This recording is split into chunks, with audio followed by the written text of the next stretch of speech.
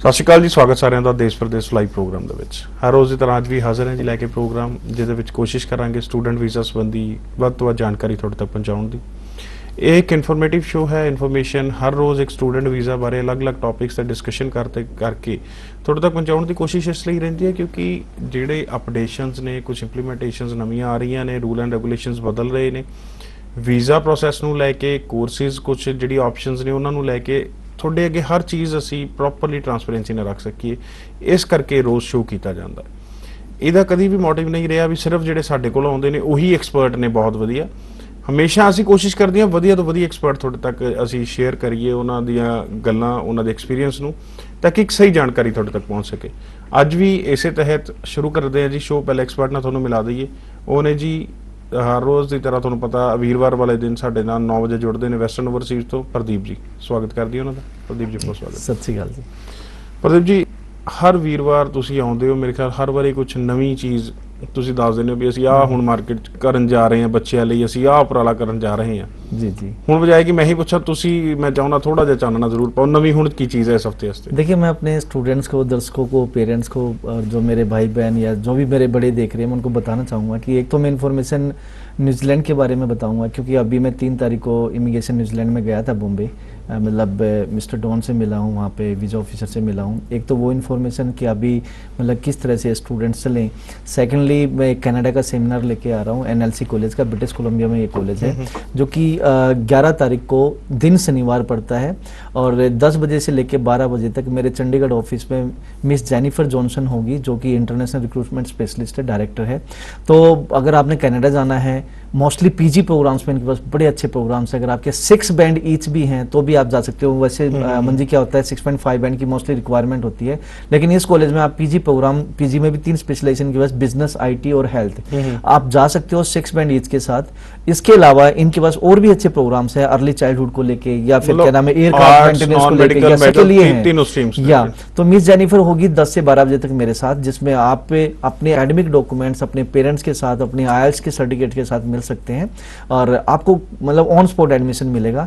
इसके अलावा जो ये है शनिवार को 11 तारीख 11 जून दिन शनिवार 10 से 12 बजे तक मेरे चंडीगढ़ ऑफिस में सेक्टर 87 नीलम सिनेमा के सामने मेरा कॉर्नर वाली बिल्डिंग में 4th फ्लोर पे ऑफिस है। इसके अलावा हम मास्टर क्लास कर रहे हैं, जैसे हम टाइम टू टाइम करते हैं, क्योंकि IELTS के बगैर बच्चों का कुछ भी गुजारा नहीं है। तो या क्योंकि उसके बगैर तो कुछ भी नहीं है सर।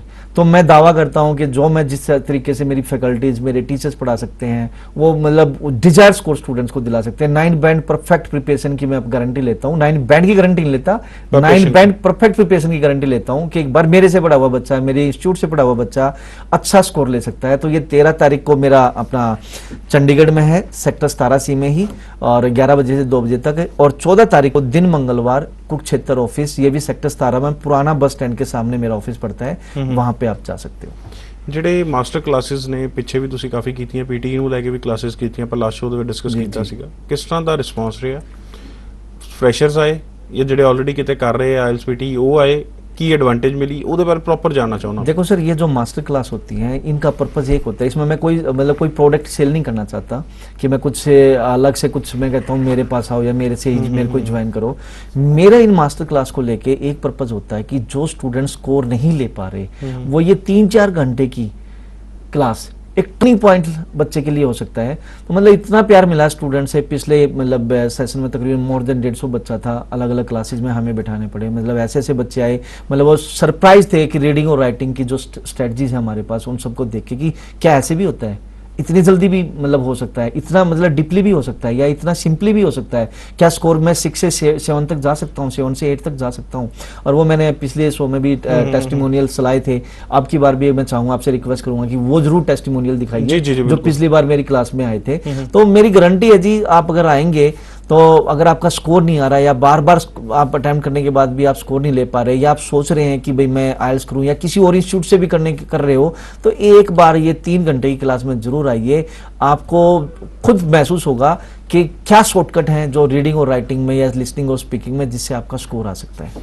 खास डिफरेंस की देखते हो अपनी फैकल्टी या बाकियां दे विच, जो तुसीं एक अपने ते फेथ है ना भी 9 बैंड प्रैपरेशनस, चाहे वोकैबुलरी ਨੂੰ ਲੈ ਕੇ ਜਾਂ ਹੋਰ ਚੀਜ਼ ਦੀ ਪ੍ਰੈਪਰੇਸ਼ਨ ਪ੍ਰੋਪਰਲੀ ਕਰਾਈ ਜਾਏਗੀ, की खासियत की डिफरेंस है? देखो सर, होता क्या है, स्टूडेंट्स जब इंस्टीट्यूट्स में आते हैं ना, तो मैंने जो देखा कि बहुत बड़े इंस्टीट्यूट जो आज के डेट में नाम सिर्फ नाम पे चल रहे हैं, तो होता क्या है कि वहाँ ना तो कोई स्टूडेंट किसी मालिक से बन पाता, और एक जिसकी स्पोकन इंग्लिश अच्छी है वो टीचर बन गए, थोड़ा बहुत उनको बता दिया और वो चल रहे हैं, ठीक है, और उसमें से कुछ बच्चों का स्कोर अच्छा आ जाता है तो उसको मार्केट में उछाला जाता है। लेकिन अगर मैं अपनी बात करूँ तो मेरे यहाँ पे हर एक स्टूडेंट्स की असेसमेंट होती है।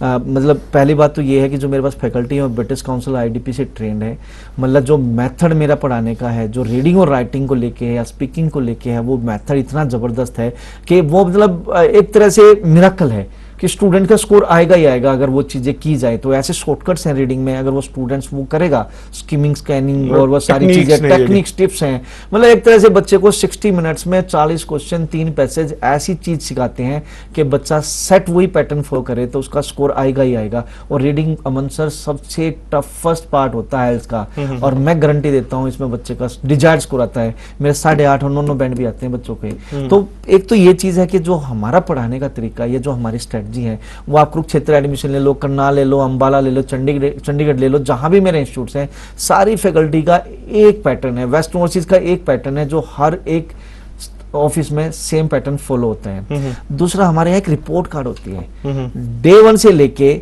और पूरे महीने तक का रिपोर्ट कार्ड बच्चे का तैयार होता है। बच्चा आज आया, बच्चे ने आज रीडिंग में कितना स्कोर लिया, राइटिंग में कितना लिया, लिसनिंग में कितना लिया, स्पीकिंग में कितना लिया, इसके अलावा ग्रामर में उसका स्कोर कितना आ रहा है, टीचर्स क्या रिमार्क्स दे रहे हैं, पेरेंट्स क्या रिमार्क्स दे रहे हैं। इसके अलावा जैसे स्कूल में PTM होती है ना, PTM होती है, पेरेंट्स टीचर मीटिंग, हम स्टूडेंट्स के पेरेंट को भी इनवाइट करते हैं कि सर एक बार आइए, हम आपके बच्चों से को आपके सामने रूबरू करना चाहते हैं। तो फैकल्टी खुद स्टूडेंट्स के पेरेंट्स से मिलती है और बताती है कि आपका बच्चा यहाँ पे स्टैंड करता है, और आप पे मतलब उनकी हेल्प से हम और स्टूडेंट्स को असेस करके और मैक्सिमम कोशिश करते हैं कि उसको जो उसका डिजायर स्कोर हो वो दे सके। बच्चा अगर 2 दिन से ज्यादा मिस कर गया, 1 दिन अगर मिस करता है कोई प्रॉब्लम नहीं, अगर 2 दिन से ज्यादा वो मिस करता है तो सबसे बड़ा मेरे ऑफिस का स्ट्रिक्ट एरिया ये है, स्ट्रिक्टनेस ये है कि स्टूडेंट्स के पेरेंट्स को कॉल जाती है कि आपका बच्चा मेरे ऑफिस में नहीं आ रहा है। देखो कोई जलंधर से आ रहा है, कोई अमृत से आ रहा है, कोई लुधियाना से आ रहा है, कोई जम्मू से आ रहा है। अगर बच्चा आ रहा है इधर उधर मूवी देख रहा है या इधर किधर डेट पे जा रहा है, तो भैया हम वो लाइक नहीं करते। स्टूडेंट्स के इतनी अच्छी पेमेंट दे रहे हैं, मतलब कोई पेड़ पे पैसे थोड़ी लगे हुए हैं। तो हमारी कोशिश यही होती है कि बच्चा अगर हमारे पास आया है तो उसकी पूरी केयरिंग की जाए, और स्टूडेंट्स अगर कहीं भटक रहा है तो उसकी पूरी काउंसलिंग करके उसका स्कोर दिलवाया जाए। एक चीਜ਼ ਤੁਸੀਂ ਕਿ ਹੁਣ ਜਿਵੇਂ ਜੰਮੂ ਤੋਂ ਜਾਂ ਜਿਹੜੇ ਅਲੱਗ-ਅਲੱਗ ਸ਼ਹਿਰ ਨੇ ਆਪਣੇ ਪੰਜਾਬ ਦੇ, ਹਰਿਆਣੇ ਦੇ, ਉੱਥੋਂ ਬੱਚੇ ਚੰਡੀਗੜ੍ਹ ਆਉਂਦੇ ਨੇ ਕਰਨ ਜੀ। ਕਈ ਵਾਰੀ ਹੁੰਦਾ ਕੁਝ ਪੇਰੈਂਟਸ ਦੀ ਸੋਚ ਦੇ ਵਿੱਚ ਇਹ ਹੁੰਦਾ ਵੀ ਸ਼ਾਇਦ ਵੀ ਵੱਡੇ ਸ਼ਹਿਰ ਦੇ ਵਿੱਚ ਬੱਚਾ ਭੇਜ ਦਾਂਗੇ ਤਾਂ ਵਿਗੜ ਜਾਏਗਾ। ਉਹ ਇਹ ਵੀ ਇੱਕ ਸੋਚ ਹੈ। ਦੂਜੀ ਆਇਲਸ ਸੰਬੰਧੀ ਕਾਫੀ ਦੇਖਣ ਦੇ ਵਿੱਚ ਆਇਆ ਵੀ ਕੰਪਰੋਮਾਈਜ਼ ਹੋ ਜਾਂਦਾ ਵੀ ਚਲ ਆਇਲਸ ਸਸਤੇ ਜੇ ਕਰਾ ਲਓ, ਆਪਾਂ ਕਾਲਜ ਵਧੀਆ ਚ ਐਡਮਿਸ਼ਨ ਦਵਾ ਦਾਂਗੇ। ਜਿਹੜੀ ਨਿਆ ਜਿਹੜਾ ਬੇਸ ਹੈ ਉਹਨੂੰ कमजोर करके बिल्डिंग ਵਧੀਆ खड़ी हो सकती है। देखो, पहले क्वेश्चन का तो मैं ये जवाब देना चाहूंगा, जो पेरेंट्स अपने बच्चे को चंडीगढ़ नहीं भेज सकते तो वो अपने बच्चे को कनाडा, ऑस्ट्रेलिया, न्यूजीलैंड भी नहीं भेज सकते, ठीक है। अब पहला स्टेप तो यही आता है, एक छोटे गांव से बच्चा निकल के चंडीगढ़ पढ़ने आया है, डेफिनेटली ये अलग अलग कल्चर के बच्चे हैं, ठीक है। और जैसे मैंने बताया मेरे पास फॉरेनर फैकल्टी भी रही है, ठीक है। तो एक मतलब बच्चा आता है तो उसको कहीं ना कहीं एडवांस एरिया मिलता है, एडवांस चीज़ें मिलती हैं, तो कहीं ना कहीं बच्चा कोप अप करता है धीरे धीरे करके, और एक स्कोर अच्छा लेके आता है, ठीक है। स्टूडेंट्स यहाँ से यूज टू हो जाता है कि बच्चा बाहर PG लेके रह रहा है, ठीक है, उसने बाहर कनाडा, ऑस्ट्रेलिया, न्यूजीलैंड जाके भी रहना है, तो फिर तो परमानेंट ही रहना है एक तरह से। तो पेरेंट्स को ये छोटी सोच नहीं रखनी चाहिए, क्योंकि जहाँ 10 लाख रुपये वो लगाने को तैयार हैं, तो ये 12-15 हज़ार रुपये कोई बड़ी बात नहीं है पर मंथ की। तो बच्चे को मैं तो पेरेंट्स को यही बोलूँगा, जो ऐसी छोटी सोच रखते हैं वहाँ थोड़ी कहीं ना कहीं परेशानी है, इससे आप बाहर निकलिए। और ऐसा कुछ नहीं, जो चंडीगढ़ आएगा डेफिनेटली अगर अच्छे इंस्टीट्यूट्स में आपने एडमिशन लिया और इस तरह से जो केयरिंग हम कर रहे हैं, ये केयरिंग अगर आपको मिलती है तो डेफिनेटली बच्चा बिगड़ेगा नहीं, इस बात की हम गारंटी देते हैं जी। सो आइल्स ਨੂੰ ਲੈ ਕੇ ਬੰਦੇ ਵਿੱਚ ਕੋਈ ਵੀ ਸਵਾਲ ਆ ਰਿਹਾ ਹੈ, ਇਹਨਾਂ ਦੇ ਮਾਸਟਰ ਕਲਾਸਿਸ ਦੇ ਵਿੱਚ ਪਾਰਟਿਸਿਪੇਟ ਕਰਨਾ ਚਾਹੁੰਦੇ ਹੋ ਤਾਂ ਉਹਦੇ ਬਾਰੇ ਪ੍ਰੋਪਰਲੀ ਜਾਣਕਾਰੀ ਤੁਹਾਡੇ ਤੱਕ ਪਹੁੰਚਾਈ ਗਈ ਹੈ। ਤੇ ਕੁਰਸ਼ੇਤਰ ਜਾਂ ਚੰਡੀਗੜ੍ਹ ਵਿਖੇ ਤੁਸੀਂ ਜਿਹੜੀ ਵੀ ਕਲਾਸ ਲਾਉਣਾ ਚਾਹੁੰਦੇ ਹੋ ਉਹਦੇ ਵਿੱਚ ਪਾਰਟਿਸਿਪੇਟ ਕਰਨ ਲਈ ਫੋਨ ਤੇ ਕਾਲ ਕਰ ਸਕਦੇ ਹੋ। ਅਪਾਇੰਟਮੈਂਟ ਸੀਟ ਬੁੱਕ ਕਰਾ ਕੇ ਉਹਦੇ ਵਿੱਚ ਫ੍ਰੀ ਆਫ ਕਾਸਟ ਜਿਹੜੀ ਆਪਣੀ ਪਾਰਟਿਸਿਪੇਸ਼ਨ ਹੈ ਉਹ ਕੀਤੀ ਜਾ ਸਕਦੀ ਹੈ। ਤੁਸੀਂ ਸ਼ੋਅ ਦੇ ਵਿੱਚ ਕਿਹਾ ਸੀ ਵੀ ਜਿਵੇਂ ਅੰਬੈਸੀ ਦੇ ਵਿੱਚ ਮੀਟਿੰਗਸ ਹੋਈਆਂ ਨੇ, ਲਾਸਟ ਤੁਸੀਂ ਬੰਬੇ ਗਏ ਹੋ, जी जी जी ਆਪਣੀ ਤਾਂ ਆਫ ਦੀ ਰਿਕਾਰਡ ਗੱਲ ਚੱਲ ਰਹੀ ਸੀ, ਬਟ ਮੈਂ ਦਰਸ਼ਕਾਂ ਦੇ ਸਾਹਮਣੇ ਪੁੱਛਣਾ ਚਾਹੁੰਦਾ ਕੀ ਸੀ ਉਹ ਮੀਟਿੰਗ, ਕਿਸ ਮੁੱਦੇ ਤੇ ਕਿਉਂ ਗਏ ਸੀ? जी देखिए, आज की डेट में जो न्यूजीलैंड को लेके प्रॉब्लम आ रही है, लाइक वो फंडिंग को लेके प्रॉब्लम है या फिर कोई रिजेक्शंस को लेके, एफटीएस से बच्चा नॉन एफटीएस से बच्चा एफटीएस में कन्वर्ट हो रहा है, इन सब चीज़ों को देखते हुए मैंने वीज़ा ऑफिसर को रिक्वेस्ट किया था कि सर मैं मिलना चाहता हूँ और प्लीज़ मुझे टाइम दिया जाए, मैं अपने आप को अपडेट करना चाहता हूँ, so I want to meet you. तो उन्होंने मुझे 3 तारीख का टाइम दिया था, 3 जून का। तो 3 जून को मैं वहाँ पे गया। तो मेरी 2 जून की मेरी मीटिंग थी, 3 जून की नहीं थी, 2 जून की, क्योंकि 3 जून को तो मैं वापस आया हूँ। 2 जून की मेरी मीटिंग थी। तो उस मीटिंग में जब मैं गया तो वो कॉन्फ्रेंस हॉल था, 2 वीज़ा ऑफिसर सामने थे, दोनों गोरे थे, मैं बैठा हुआ था। तो मतलब पूरी मेरे बारे में भी पूरी प्रोफाइल वो निकाल के बैठे थे कि भाई वेस्टर्न ऑफिस से कोई आ रहा है तो उसका क्या है क्या नहीं है। खुशी की बात ये है कि उन्होंने सबसे पहले मेरे को यही बोला कि आपका सक्सेस रेट अच्छा है। मतलब मैं ऐसा नहीं कि टीवी पे बैठ के ये बोल रहा हूँ, उन्होंने एक ही चीज़ बोली कि भाई आपका सक्सेस रेट अच्छा है, we are satisfied with you. तो मुझे लगा कि कहीं मेरे कान तो नहीं बज रहे हैं इस बात को सुन के, ऐसा बोला इन्होंने। फिर चीजें निकल के आई, मैंने पूछा कि भाई सर आज की डेट में जो सिचुएशंस हो रही हैं उसमें हम अपने आप को कैसे, मेरा एजेंडा यही है कि मैं मिलना ही आपसे इसलिए चाहता था कि आगे किस तरह से चलें जिससे कि भाई एक जेन्युइन स्टूडेंट्स का हम करियर बना पाए, क्योंकि आज की डेट में मार्केट में गंद बहुत फैला हुआ है। तो लिटरली मैं एक चीज बताना चाहूंगा अमन सर, हम इतने नॉलेजेबल नहीं है इस इंडियन मार्केट को लेके जितने वो लोग नॉलेजेबल हैं। They know each and everything. उन्होंने इतने क्वेश्चंस किए कि भाई आज की डेट में बैंक मैनेजर घूस ले रहे हैं, जो फेक फंड्स दे रहे हैं, वो पूछा गया कि बच्चा वहां जाके काम कर रहा है और पढ़ नहीं रहा है, ये चीज पूछी गई। तीसरी चीज पूछी गई कि फाइनेंसर आज की डेट में इन्वॉल्व हैं, जो मनी लॉन्ड्रिंग हो रही है, लाइक फाइनेंसर स्टूडेंट्स को पे कर देते हैं और उसके बाद क्या नाम है एफटीएस स्कीम से लेकर बच्चा वहां से वापस भेज रहा है, ये चीज पूछी गई। सेकंडली आपके सब एजेंट्स कौन से हैं, ये सब चीजें पूछी गई। मैं हैरान था कि रियली वो इतने अवेयर हैं मार्केट से को लेके, उन्होंने पूरा रिसर्च कर रखा है। और दोस्तों एक चीज कहना चाहूंगा, अगर आपने न्यूजीलैंड अपना करियर बनाना है तो ना किसी कंसल्टेंट के जैसे कंसल्टेंट या फेक एजेंट्स के चक्कर में आइए जो ये बोलते हैं कि भाई मैंने आपके फंड करा दूंगा, क्योंकि एम्बेसी आज की डेट में एक चीज जानती है, एक चीज। आज की डेट में अगर आपने कोई एजुकेशन लोन कराया तो वो सबसे पहले हेड ऑफिस से कंफर्म करते हैं या रीजनल ऑफिस से कंफर्म करते हैं, उस ब्रांच से तो करते ही नहीं है। सेकंडली सबसे बड़ी बात, मैंने सर गोल्ड लोन चलेगा, मैंने फंड्स के बारे में बात करी, गोल्ड लोन के लिए तो उन्होंने दूर से हाथ जोड़े हैं, दूर से, क्योंकि आज की डेट में इतना फेक हो रहा है। गोल्ड लोन के नाम पे क्या कर रहे हैं कि फाइनेंसर 15 लाख की या 20 लाख की एफडी करा दी, उस पर 15 या 17 लाख रुपये 90% उसका गोल्ड लोन कर रहे हैं। They know each and everything कि आज की डेट में मार्केट में गलत हो रहा है। इसी कारण से बच्चे वहां से डिपोर्ट हो रहे हैं, इसी कारण से बच्चे यहाँ पे रिजेक्ट हो रहे हैं। तो मेरी आपसे रिक्वेस्ट है, करंट फंड एक्सेप्टेबल है, विद सोर्स आप वो भी लगा सकते हैं। करंट फंड का अगर आपके पास प्रॉपर्टी सेल हुई हो तो सेल डीड होनी चाहिए, आपके पास कृषि लोन है तो कृषि लोन का पैसा हो, पर्सनल लोन लिया हो तो पर्सनल लोन का पैसा हो, पर्सनल लोन वो लिख के देंगे। आपने कोई शेयर बेचे वो पैसा आया हो, कोई रिटायरमेंट का पैसा आया हो, या इसके अलावा क्या नाम आपने कोई जैसे डिबेंचर्स वगैरह और जैसे LIC जिन सब की होती है ना कि लाख रुपया पर मंथ डिपॉजिट करो, इस टाइप से कोई आपके ऑलरेडी डिपॉजिट्स है और आप उसको सरेंडर करना चाहते हैं तो वो पेमेंट भी चल सकती है। बट दे सेड कि अगर इस पे ये चीज और लिखवाई जाए कि this money can be use for education purpose तो ज्यादा बेटर रहेगा। तो एम्बेसी अवेयर है, प्लीज आप विद सोर्स फंड्स लेके आइए अपने मम्मी पापा दादा दादी नाना नानी भाई बहन के, वीजा आएगा, कोई नहीं रोकता अगर आप जेन्युइन स्टूडेंट्स हैं, या फिर आप 6 मंथ ओल्ड पैसे कर लो। तो यही सोर्स है आज की डेट में। आप किसी ठग के, किसी कंसल्टेंट के, किसी एजेंट से, किसी कबूतरबाज के चक्कर में मत फंसिए अगर न्यूजीलैंड आपका टारगेट है। एम्बेसी क्लीन बोल्ड कर रही है आज की डेट में सबको। ਤੁਸੀਂ 골ਡ ਲੋਨ ਲੈ ਕੇ ਇੱਕ ਬੜਾ ਵੱਡਾ ਸਵਾਲ ਉਠਾਤਾ, ਹੁਣ ਸਾਰੇ ਕਹਿੰਦੇ ਵੀ 골ਡ ਲੋਨ ਹੋ ਸਕਦਾ। सर गोल्ड लोन हो सकता, मैं ये नहीं कह रहा नहीं हो सकता, नहीं, acceptable है, बट 90% आज की डेट में गोल्ड लोन को लेके फेक हो रहा है, क्योंकि जो फाइनेंसर जो आज की डेट में पकड़ा रहे हैं गोल्ड लोन करा के दे रहे हैं, और गोल्ड लोन कोई एक्चुअल गोल्ड लोन नहीं है। अगर स्टूडेंट का रियली में एक्चुअल गोल्ड लोन है, स्टूडेंट्स के पेरेंट्स ने, स्टूडेंट्स के स्पॉन्सर ने एक्चुअल सोना, एक्चुअल ऑर्नामेंट्स अगर बैंक में रखे हैं और उसके अगेंस्ट अगर एजुकेशन लोन है और इसकी वेरिफिकेशन अगर होती है तो डेफिनेटली एक्सेप्टेबल है। बट 90% आज की डेट में नहीं हो रहा है।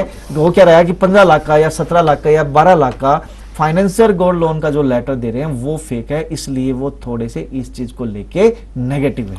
सर मैं जो पूछना चाहना हूं ਇਹਦੇ ਚ ਪਤਾ ਕਿਵੇਂ लगेगा भी वेरिफिकेशन किਵੇਂ करवाई जाएगी? मैं बताता हूँ, मेरे पास एक स्टूडेंट आया, उसका 3 लाख का गोल्ड लोन है, चलता है, 3 लाख रुपया गोल्ड लोन है, मतलब 12 लाख 15 लाख का लेटर नहीं है, 3 लाख का लेटर है, चलता है।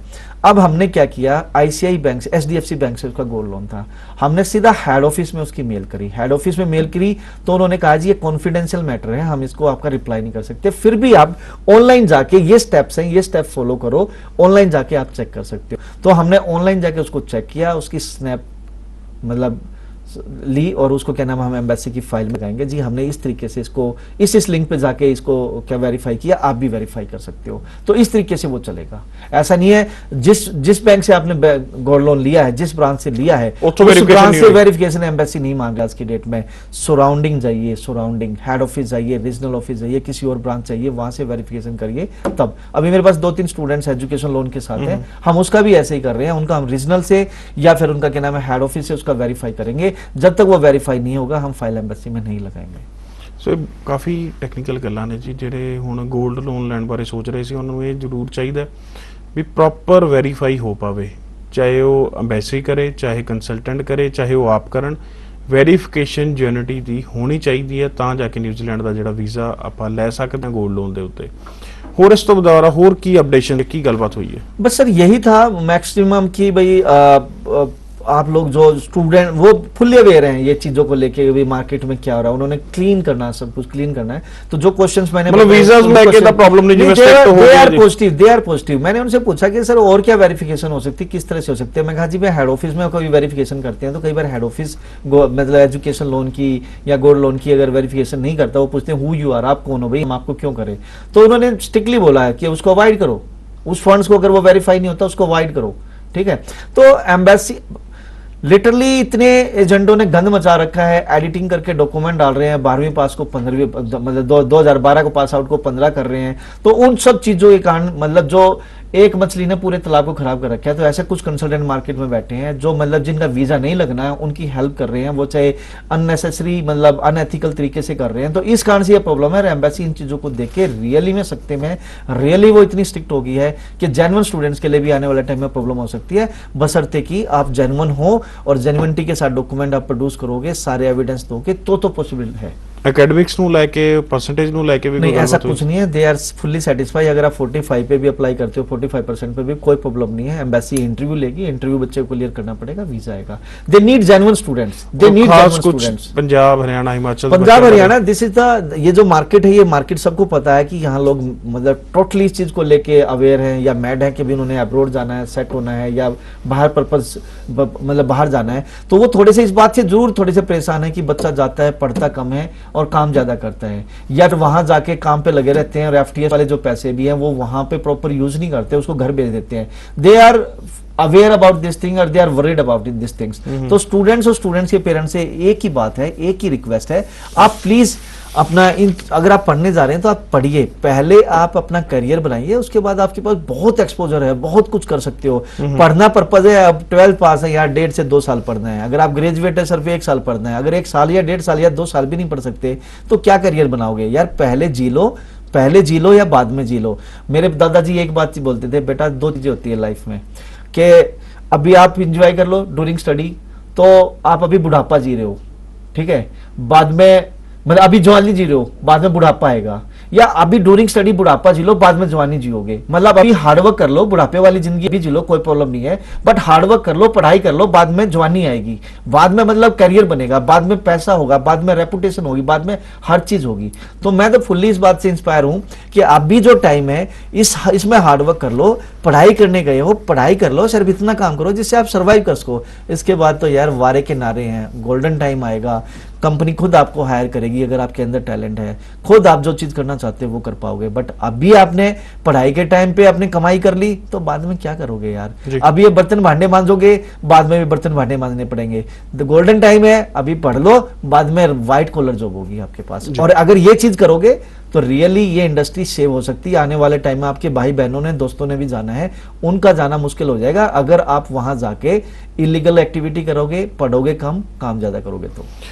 ਸੋ ਇਹੀ ਗੱਲਾਂ ਨੇ ਜੀ ਜਿਹੜੀ ਹਰ ਰੋਜ਼ ਅਸੀਂ ਸ਼ੇਅਰ ਕਰਦੇ ਹਾਂ ਵੀ ਅਵੇਅਰ ਹੋਵੋ, ਅਵੇਅਰਨੈਸ ਦੇ ਸਦਕੇ ਡਿਸੀਜਨ ਲਓ, ਆਪਣੇ ਪ੍ਰਤੀ ਸੀਰੀਅਸ ਹੋਵੋ, ਸੀਰੀਅਸਨੈਸ ਲਿਆਓ, ਪ੍ਰੋਪਰ ਜਾਣਕਾਰੀ ਲਓ, ਕ੍ਰਾਸ ਚੈੱਕ ਕਰੋ ਹਰ ਇਨਫੋਰਮੇਸ਼ਨ ਨੂੰ। ਹਰ ਅਪਡੇਸ਼ਨ ਜੋ ਐਮਬੈਸੀ ਵੱਲੋਂ ਸਾਡੇ ਕੰਸਲਟੈਂਟ ਤੱਕ ਪਹੁੰਚਦੀ ਹੈ ਅਸੀਂ ਤੁਹਾਡੇ ਤੱਕ ਪਹੁੰਚਾਉਣ ਦੀ ਕੋਸ਼ਿਸ਼ ਇਸੇ ਕਰਕੇ ਕਰਦੇ ਹਾਂ ਵੀ ਹਰ ਜਾਣਕਾਰੀ ਨੂੰ ਤੁਸੀਂ ਪ੍ਰੋਪਰਲੀ ਸਮਝੋ ਤਾਂ ਹੀ ਕੋਈ ਸਟੈਪ ਜਿਹੜਾ ਅੱਗੇ ਚੱਕੋ, ਕਿਉਂਕਿ ਇਹ ਚੀਜ਼ਾਂ ਹਰ ਕੋਈ ਕੰਸਲਟੈਂਟ ਜਾਂ ਏਜੰਟ ਤੁਹਾਨੂੰ ਨਹੀਂ ਦੱਸੇਗਾ। ਜਿਹੜੇ ਦੱਸਦੇ ਨੇ ਉਹਨੂੰ ਸਮਝੋ ਵੀ, ਉਹਨੂੰ ਪ੍ਰੋਪਰਲੀ ਉਹਦੇ ਬਾਰੇ ਜਾਣਕਾਰੀ ਲੈ ਕੇ ਫਿਰ ਹੀ ਕੋਈ ਸਟੈਪ ਚੱਕੋ। ਸੋ ਇਹਦੇ ਬਾਰੇ ਹੋਰ ਕੋਈ ਜਾਣਕਾਰੀ ਚਾਹੀਦੀ ਹੈ ਤਾਂ ਇਹਨਾਂ ਦੇ ਸੈਮੀਨਾਰਸ ਨੇ 11 ਜੂਨ ਸ਼ਨੀਵਾਰ ਵਾਲੇ ਦਿਨ ਜਿਹਦਾ ਪਿਆ ਕੈਨੇਡਾ ਐਜੂਕੇਸ਼ਨ ਫੇਅਰ ਦਾ ਨਾਮ ਦਿੱਤਾ ਗਿਆ। ਇਹ ਟਾਈਮ 10 ਤੋਂ 12 ਵਜੇ तक चंडीगढ़ ऑफिस विखे मेरे ख्याल मिस जेनिफर आ रहे हैं, मिस जेनिफर आ रहे हैं एनएलसी कॉलेज से। और मैं स्पेशल एक मैसेज देना चाहूँगा, अगर आप बैचलर्स हैं और आपके 6 ईच आए हुए हैं तो आपके पास स्पेशलाइज प्रोग्राम है, पीजी डिप्लोमा है, 2 ईयर का प्रोग्राम जो आप कर सकते हो बिजनेस, आईटी और हेल्थ में। 6 बैंड ईच पे बहुत कम कॉलेज देते हैं, अदरवाइज 6.5 बैंड की रिक्वायरमेंट रखते हैं। फीस दोस्तों सिर्फ 2.5 लाख रुपए पर सेमेस्टर है, इससे कम फीस और क्या होगी। अगर आप जीएनएम है, बीएससी नर्सिंग है, 12th मेडिकल है और आपने बीएड कर रखी है तो 6 नो लेस देन 5.5 बैंड पे आपको अर्ली चाइल्डहुड केयर मिल सकता है। बहुत जबरदस्त यूनिक प्रोग्राम है। इसके अलावा इनका एक प्रोग्राम और है जो नॉन मेडिकल स्टूडेंट 12th पास या बीटेक इलेक्ट्रिकल और जो बच्चे डिप्लोमा इलेक्ट्रिकल कर रखी वो कर सकते हैं। एयरक्राफ्ट मेंटेनेंस इंजीनियरिंग है जो 6 band no less than 5.5 programme पे 5.5 पे है, 6 नो लेस देन 5.5 पे। ये यूनिक प्रोग्राम है जो मोस्टली कॉलेजेस नहीं देते हैं और बैचलर्स वाले को जैसे पीजी करना होता है, लेकिन ये यूनिक प्रोग्राम है एयरक्राफ्ट मेंटेनेंस का। बच्चा बीटेक मैकेनिकल 6 बैंड पे भी काम पढ़ सकता है जी। तो ऐसे बहुत से प्रोग्राम है। ਸੋ ਇਹਨਾਂ ਬਾਰੇ ਜਾਣਕਾਰੀ ਲੈਣੀ ਹੈ ਜੀ, ਇਹਨਾਂ ਦੇ seminar free of cost entry ਜੀ, ਉੱਥੇ ਤੁਸੀਂ ਜਾ ਸਕਦੇ ਹੋ। ਪਲੱਸ ਮਾਸਟਰ ਕਲਾਸਿਸ 13 ਜੂਨ ਚੰਡੀਗੜ੍ਹ, 14 ਨੂੰ ਕੁਰਸ਼ੇਤਰ। ਇਹਦੇ ਵਿਖੇ ਵੀ ਆਇਲਸ ਸੰਬੰਧੀ ਵੀ ਜਾਣਕਾਰੀ ਜਿਹੜੀ ਉਹ ਸਾਂਝੀ ਕੀਤੀ ਜਾ ਸਕਦੀ ਹੈ। ਟੈਸਟੀਮੋਨੀਅਲ ਦੀ ਗੱਲ ਕੀਤੀ ਸੀ ਸ਼ੋਅ ਦੇ ਵਿੱਚ ਵੀ, ਕੁਝ ਬੱਚੇ ਜਿਹੜੇ ਆਏ ਸੀਗੇ ਉਹਨਾਂ ਨੇ ਆਪਣਾ ਐਕਸਪੀਰੀਅੰਸ ਸਾਂਝਾ ਕੀਤਾ ਸੀਗਾ। ਉਹਨਾਂ ਨੂੰ ਕਿੱਦਾਂ ਦਾ ਲੱਗਿਆ ਜਿਹੜੇ ਮਾਸਟਰ ਕਲਾਸਿਸ ਦੇ ਵਿੱਚ ਗਏ ਜਾਂ ਵੈਸਟਰਨ ਓਵਰਸੀਜ਼ ਨਾਲ ਜਿਹੜੀ ਆਪਣਾ ਰਾਬਤਾ ਕਾਇਮ ਕਰਕੇ ਕਿਸ ਤਰ੍ਹਾਂ ਦੀ ਐਡਵਾਂਟੇजेस ਮਿਲੀਆਂ, ਉਹ ਉਹਨਾਂ ਤੋਂ ਆਓ सुनते हैं, मिलते हैं कुछ बच्चों को। वेस्टर्न ओवरसीज में मास्टर क्लास ऑर्गेनाइज कराई गई थी इनकी तरफ से, जिसमें हमने आईएल्स के चारों मॉड्यूल्स के बारे में टिप्स एंड स्ट्रैटेजीज, शॉर्टकट्स सब कुछ बताए। हम बस स्टूडेंट से ये पूछना चाहते हैं कि इनको इस मास्टर क्लास का कितना बेनिफिट हुआ, right? Okay, your name is mister Rahul. आपको मास्टर क्लास में कौन से मॉड्यूल में प्रॉब्लम थी और कैसे बेनिफिट रही ये क्लास आपके लिए? Actually, ma'am, I am fresher, so I just came here for my experience, and I felt very good after this class. Main something आपको लगा कोई चीज़ आपका वीक पॉइंट था या आप कहीं लैंग्वेज में इंग्लिश लैंग्वेज नहीं बोल पा रहे थे, आपको हेल्प हुई उस चीज़ में? Yes, ma'am, there was very weak point. Actually, ma'am मुझे ये प्रॉब्लम थी बार बार एक चीज़ को भूलना। जैसे मैं अगर ये कीवर्ड ढूंढता था तो मैं नेक्स्ट वाला भूल जाता था। तो आज मैम ने बहुत अच्छे तरीके से बताया कि जस्ट 1 वर्ड को कीवर्ड में आए अपना, तो इसके लिए फिर मुझे ढूंढना आसान। तो राहुल, आप जो मैम ने बताया आप उसको इम्प्लीमेंट करेंगे and best of luck for your future. Actually, when I came, I listened about that this coaching center. Then I just came here for the different things. So I just got it. Actually, this was really different lesson for me, and I gained so much knowledge regarding the reading or writing that I want. So I have gained all the things. एक ऐसी चीज share करोगे जो हमारे institute की unique थी, जो आपको कहीं और नहीं मिली, बिकॉज आप पहले भी आइल्स कर चुके हो, Yes. प्रॉब्लम भी आई हुई है। Yes. एक ऐसी जो चीज जो आपको और इंस्टीट्यूट में नहीं मिली, जो आपको सिर्फ यही मिली, आप वो शेयर करो। It was technique of reading and the technique of writing. It was really good and different from other coaching centers. पहले आइल्स करी हुई थी? यस मैम, एक्चुअली 5 बैंड सही मेरे। सो रीडिंग मैंने बहुत डिफरेंट लगती सी, लेकिन मैम ने न्यू टैक्नीक नाल दसिया मैनू। सो हुण मैनूं लगदा I can get many bands in aisles. अगर आप उसी टेक्निक की बार बार प्रैक्टिस करते रहोगे तो बेसिकली आप इस चीज को टारगेट करिए। यस मैम, हाँ जी। Best of luck. Okay, thank you. आपका नाम? मेरा नाम राजीव है जी। राजीव, पहली बार कर रहे हो आइल्स? आइल्स अभी स्टार्ट नहीं किया है, but this is my second time that I join these classes again, second time at the same place, and first time I was very much impressed, and the faculties over there they're teaching and they're providing teachings to the students. They're very much experienced, and very soon I'm going to join these classes, maybe next week.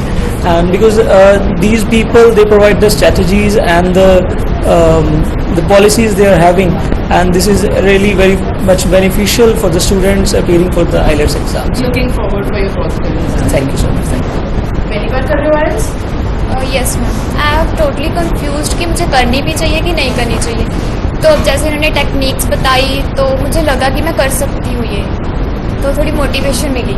Right, अगर आप ये कर लोगे तो आपका future secure हो जाएगा, because you will be moving overseas for your higher education. Yes. Anyhow आप एज सुन एज पॉसिबल अपना जो आपके दिमाग में कंफ्यूजन था उसको क्लियर कीजिए, क्लास लगाइए and make your future right. आज हम वेस्टर्न ओवरसीज में हैं। वेस्टर्न ओवरसीज में 27 को एक मास्टर क्लास ऑर्गेनाइज करी गई थी उन बच्चों के लिए जिनको IELTS में अच्छे बैंड लेने में प्रॉब्लम आ रही है, और आज हम उन मैम के साथ हैं जिन्होंने ये मास्टर क्लास कंडक्ट करी है।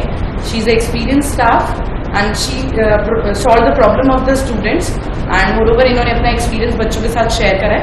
अभी हम इनके साथ बात करेंगे कि बच्चों को किस तरह की प्रॉब्लम थी और आगे भी बच्चे किस तरह की प्रॉब्लम आएगी तो उनको कैसे सॉल्व करें।